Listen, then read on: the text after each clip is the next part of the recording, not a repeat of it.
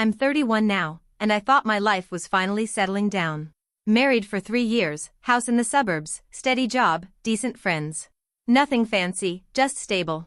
Until last month, when a letter arrived that blew a hole straight through that calm little life. It didn't come in a fancy envelope or with any return address, just a crumpled white envelope shoved through the mail slot like junk. I almost didn't open it. Thought it was another one of those fake insurance offers.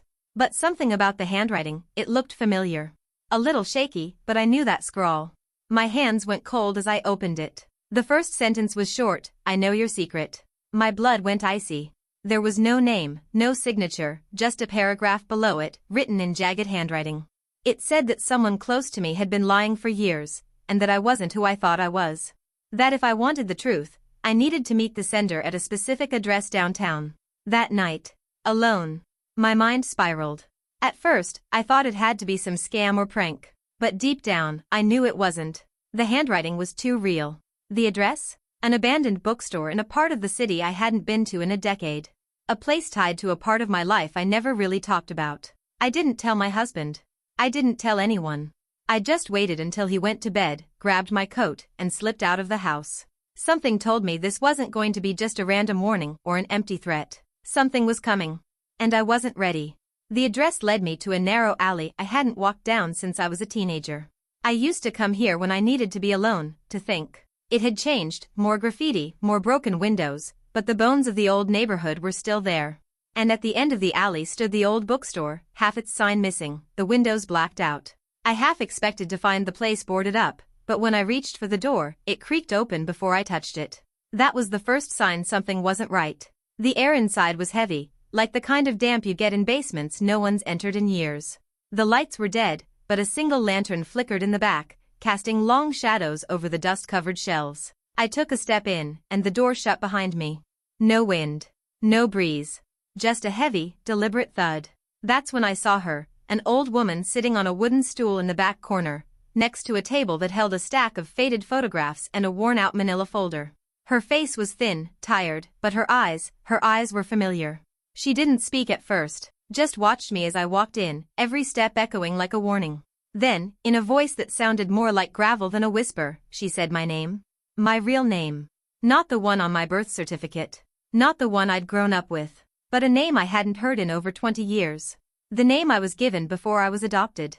And just like that, the bottom dropped out of my world. The name hit me like a punch to the chest. I hadn't heard it since I was 9, since the day my parents told me I was theirs now and that my life before didn't matter. It was the name I was born with, the one tied to memories I'd spent decades trying to forget.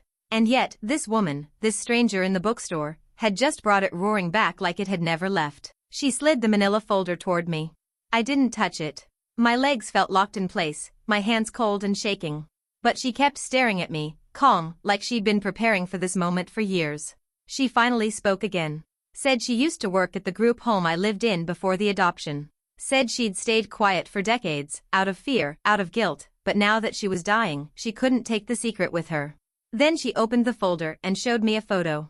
It was a picture of a little boy of me, but not the version of me from my family photo albums. This one had a black eye, a split lip, standing next to a man with a cigarette in one hand and a belt in the other. His face wasn't fully visible, just enough to make out the anger. I didn't recognize him, at least not right away. But she told me who he was. My birth father. A name I hadn't heard since court records sealed the case. She said he hadn't gone to jail. He'd disappeared. And she believed he had something to do with my adoption. That maybe, just maybe, he never really let me go. I didn't sleep that night. I couldn't. The photo was burned into my brain, even though I hadn't taken it with me. She'd let me hold it for maybe 30 seconds before snatching it back like it was radioactive. Said it wasn't safe to keep physical proof. That if he found out she'd told me anything, he'd come for her, and maybe me too. I wanted to laugh. I mean, come on. My birth father? After all these years? But I couldn't. Because deep down, I didn't think she was lying. That night, I pulled out the old box in my closet, the one I swore I'd never open again. It held a few things from before the adoption.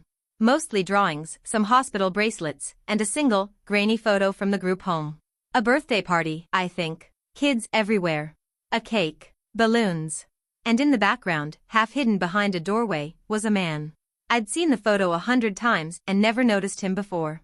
But now, staring at it with fresh eyes, my heart stopped. He wasn't looking at the cake or the kids or the staff. He was looking directly at me.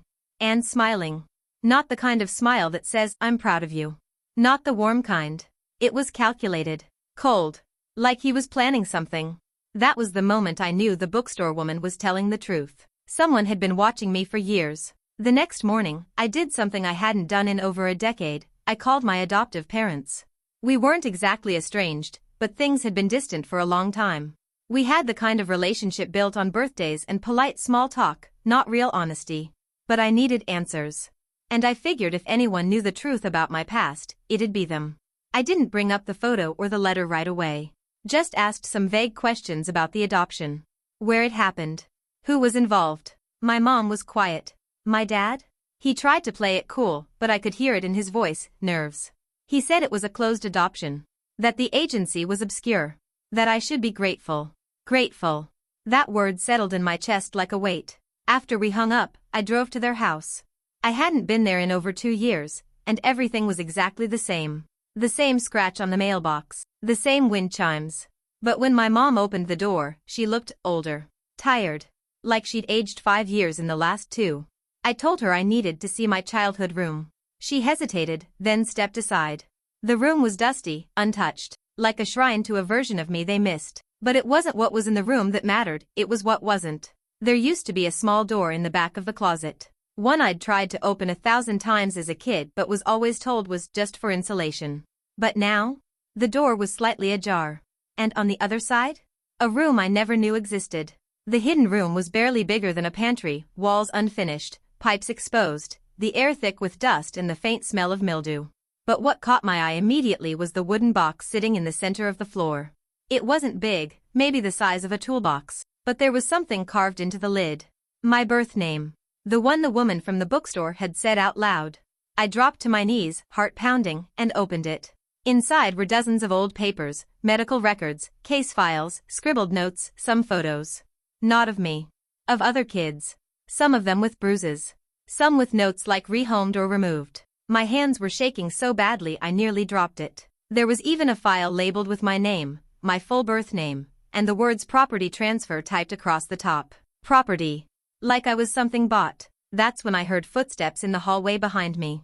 I turned, heart in my throat. My dad stood in the doorway, pale as a ghost. He didn't look surprised to see me in the hidden room. He looked resigned. Like he'd known this day was coming.